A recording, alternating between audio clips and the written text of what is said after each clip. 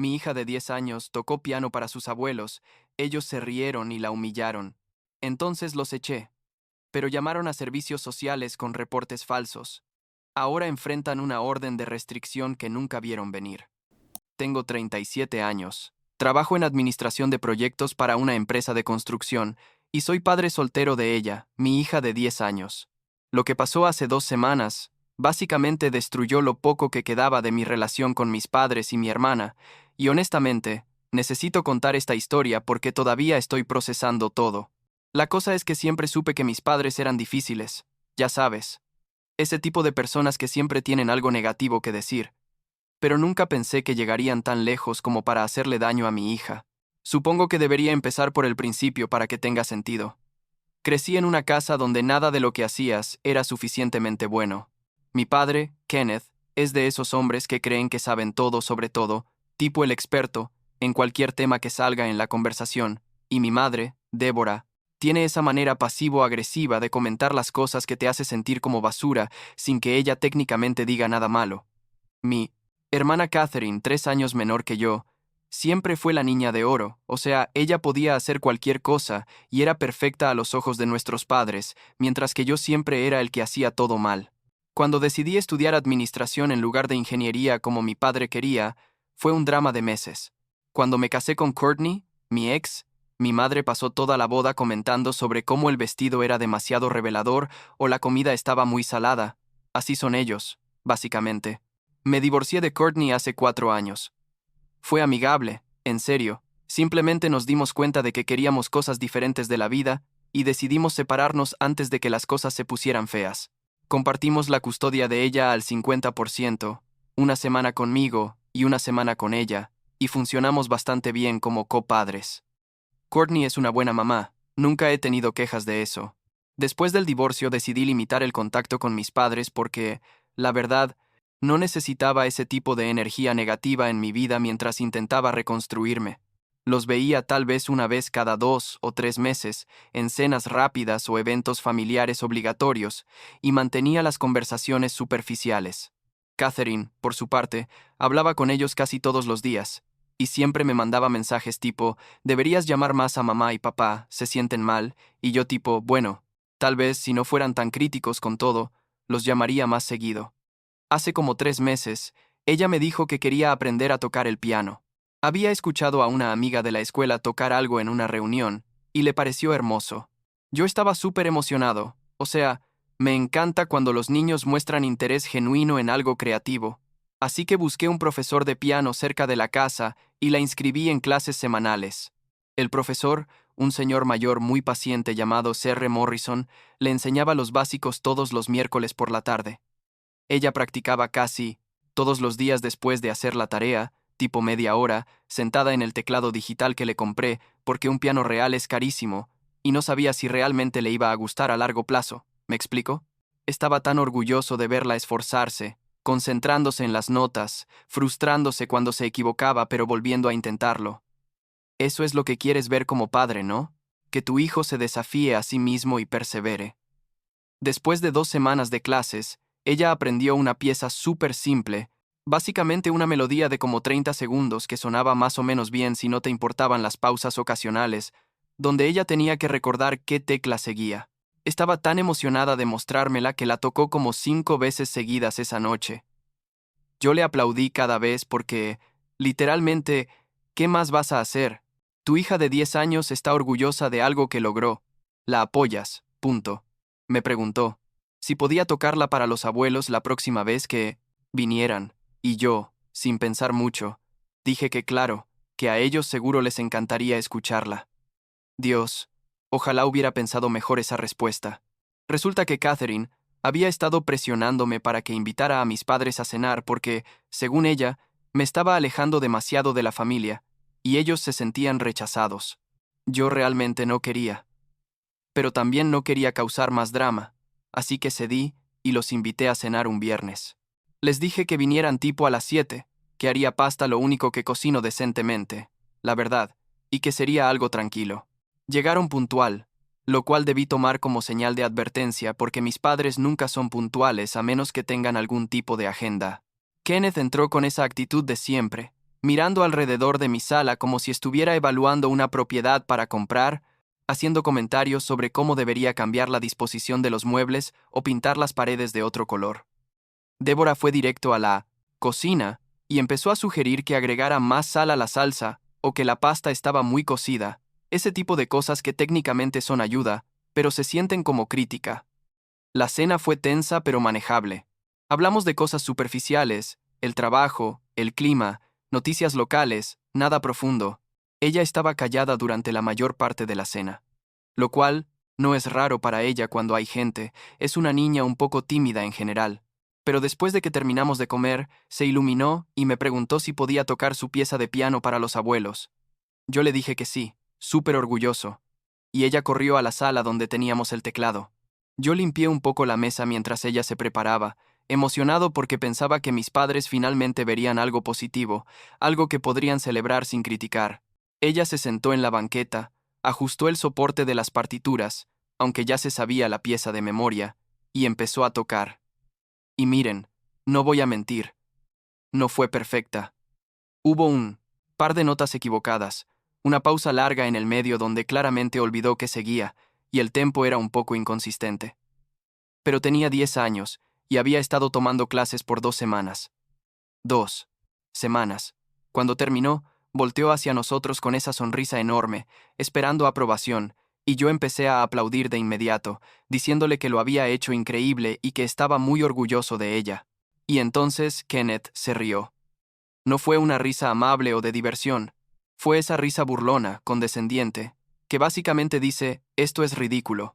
Débora se unió, cubriéndose la boca como si estuviera siendo educada, pero claramente riéndose también. Kenneth dijo algo como, bueno, eso fue interesante, con ese tono sarcástico que usa cuando quiere dejar claro que algo es malo sin decirlo directamente. Débora agregó, tal vez necesita más práctica, querida, muchas más clases antes de tocar para la gente, y se rieron otra vez. Yo me quedé congelado por un segundo, porque no podía creer lo que estaba pasando.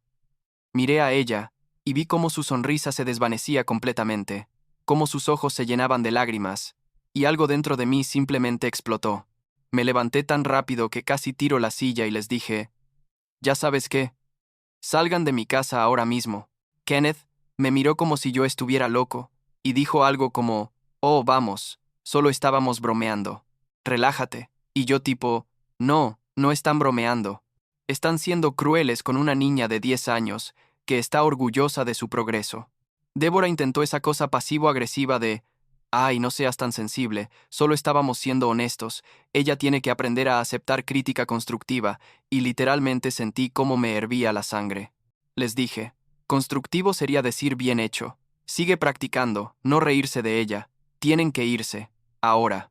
Kenneth se puso todo indignado, levantando la voz sobre cómo yo estaba siendo irrespetuoso y que ellos eran mis padres y merecían respeto. Y yo le respondí gritando que respeto es algo que se gana, y acababan de perder cualquier rastro del que todavía tenía por ellos. Los saqué prácticamente empujándolos hacia la puerta, ignorando las protestas de Débora sobre cómo estaba exagerando y arruinando la familia. Cerré la puerta detrás de ellos y me quedé ahí parado, temblando de rabia, intentando procesar lo que acababa de pasar. Escuché a ella llorando en la sala y fui hacia ella, me senté a su lado y la abracé mientras sollozaba contra mi hombro. Me dijo, «¿Lo hice tan mal, papá? ¿Por qué se rieron?» Y yo le dije, «No, cariño, no lo hiciste mal para nada. Lo hiciste increíble. Los abuelos fueron muy crueles y estuvieron completamente equivocados. Estoy tan orgulloso de ti». Pasamos como 1 hora ahí. Yo tratando de consolarla, explicándole que algunas personas simplemente son mezquinas y que eso no tiene nada que ver con ella o su talento. Eventualmente se calmó un poco y la llevé a su cuarto, le leí un cuento antes de dormir y me quedé con ella hasta que se durmió. Pero esa imagen de su carita cuando se rieron, eso no se me va a olvidar nunca, literalmente nunca. Esa noche, después de que ella estaba dormida, les mandé un texto a mis padres. Normalmente no soy del tipo que manda textos largos, pero necesitaba que quedara por escrito. Les dije algo como, lo que hicieron esta noche fue inaceptable. Burlarse de una niña que está aprendiendo algo nuevo y está orgullosa de su progreso es cruel. Punto. No voy a permitir que lastimen a mi hija de esa manera. Hasta que puedan disculparse genuinamente con ella y demostrar que entienden por qué estuvo mal, no son bienvenidos en mi casa ni en nuestras vidas. No respondieron esa noche, lo cual honestamente fue un alivio porque no tenía energía para pelear más. Al día siguiente, tipo a las 10 de la mañana, recibí una llamada de Catherine. Ni siquiera me dejó hablar antes de empezar a gritar sobre cómo yo había echado a nuestros padres de mi casa y los había hecho sentir horrible. Intenté explicarle lo que pasó, lo que le hicieron a ella, pero ella no quería escuchar. Seguía diciendo cosas como, ellos solo estaban siendo honestos, no puedes proteger a ella de toda crítica en la vida, tiene que aprender a manejar que las cosas no siempre van a salir perfecto. Le dije, Catherine, hay una diferencia entre crítica constructiva y crueldad, y lo que hicieron fue crueldad pura. Se rieron de una niña de 10 años. Ella me respondió, con eso de, siempre has sido demasiado dramático, siempre exageras todo. Mamá y papá no son perfectos, pero tampoco son monstruos como los pintas. Y ahí fue cuando perdí la paciencia completamente. Le dije, ya sabes que, Catherine, tal vez para ti es fácil defenderlos porque nunca te trataron como me trataron a mí. Tú eras la perfecta, la que nunca hacía nada mal, mientras que yo no podía ni respirar sin recibir críticas. Y ahora están haciendo lo mismo con mí, hija, y no lo voy a permitir. Si quieres seguir siendo su niña de oro y dejar que te traten como su mascota, adelante. Pero no me pidas que exponga a ella a eso. Ella se quedó en silencio por un segundo, y luego dijo algo realmente bajo, tipo, tal vez Courtney debería tener más tiempo de custodia, si no puedes manejar a ella apropiadamente, y eso fue la gota que derramó el vaso. Le dije que se fuera al diablo y colgué. Bloqueé su número inmediatamente porque sabía que si seguíamos hablando, iba a decir cosas que no podría retractar. Pensé que ahí terminaría todo. O sea, todos molestos, pero eventualmente se calmarían y quedaríamos en un no contacto mutuo. Pero no, claro que no fue así.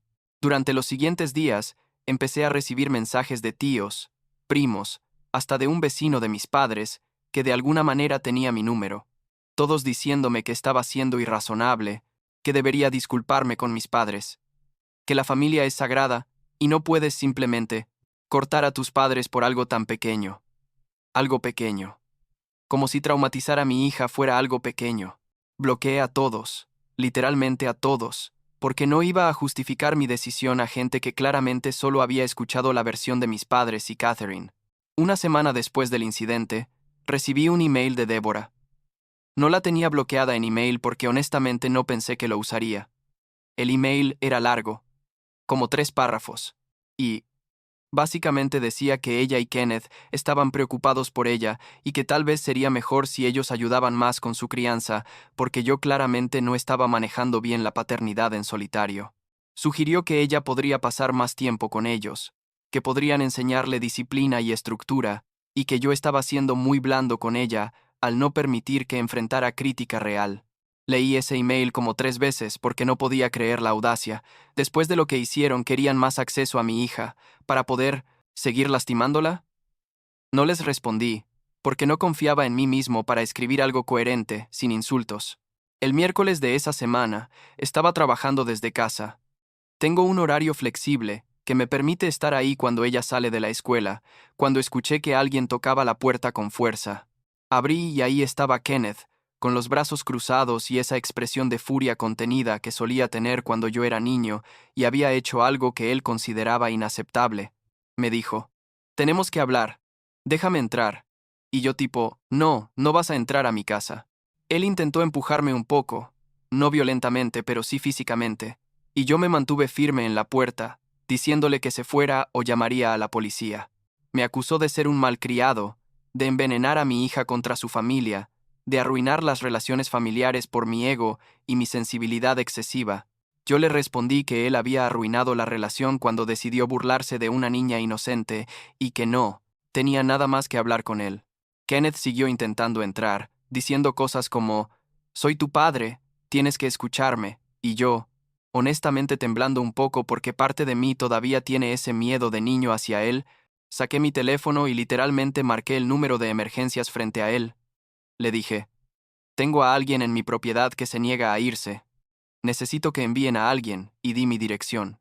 Kenneth se puso blanco y retrocedió, murmurando algo sobre cómo yo estaba loco y que me iba a arrepentir de esto. Pero finalmente se fue a su carro y se largó. Cancelé la llamada a emergencias, explicando que la persona se había ido, pero el operador me sugirió que considerara una orden de restricción si la situación continuaba, lo cual honestamente no había considerado hasta ese momento, pero empezó a sonar como buena idea. Pensarías que eso sería suficiente, ¿verdad? Pero espera, porque se pone peor. 2 días después, un viernes por la tarde, tocaron la puerta y era una trabajadora de CPS, Servicios de Protección al Menor. Mi corazón literalmente se detuvo. Me dijo que habían recibido un reporte anónimo sobre preocupaciones de negligencia y abuso emocional hacia una menor en mi dirección y que necesitaba hacer una visita de investigación. Dije que sí, obviamente, porque negarme solo me haría ver culpable, pero estaba en shock absoluto. ¿Negligencia? ¿Abuso emocional? ¿De qué estaban hablando? La trabajadora, una mujer seria pero no hostil, llamada algo como Jennifer o Jessica, no recuerdo exactamente por qué estaba tan nervioso, entró y empezó a hacerme preguntas sobre mi rutina con ella, la escuela, la alimentación, la supervisión, inspeccionó la casa, vio el refrigerador lleno, el cuarto de ella limpio y organizado con sus juguetes y libros, preguntó sobre atención médica y registros escolares.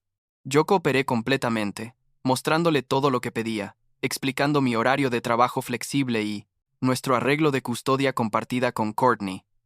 Luego pidió hablar con ella a solas, y aunque me mataba no poder estar ahí, la dejé llevar a ella a su cuarto y cerrar la puerta. Fueron como 20 minutos que se sintieron como horas. Cuando salieron, ella se veía confundida pero no angustiada, y la trabajadora me dijo que necesitaba hacer algunas verificaciones adicionales, pero que no veía ninguna señal inmediata de preocupación. Me preguntó si tenía alguna idea de quién podría haber hecho el reporte, y yo, suspirando porque ya sabía la respuesta, le conté toda la historia. Mis padres, el incidente del piano, mi hermana amenazando con sugerir que Courtney debería tener más custodia, el hecho de que había cortado contacto con todos ellos. La trabajadora anotó todo sin expresión, profesional al máximo, y me dijo que me contactaría en los próximos días con los resultados de la investigación. Después de que se fue, me senté con ella y le pregunté qué había hablado con la señora. Me dijo que le preguntó si se sentía segura en casa, si papá la lastimaba o la dejaba sola, si tenía suficiente comida y si iba a la escuela todos los días. Ella le dijo que sí se sentía segura, que yo era un buen papá, que siempre había comida y que le gustaba su escuela.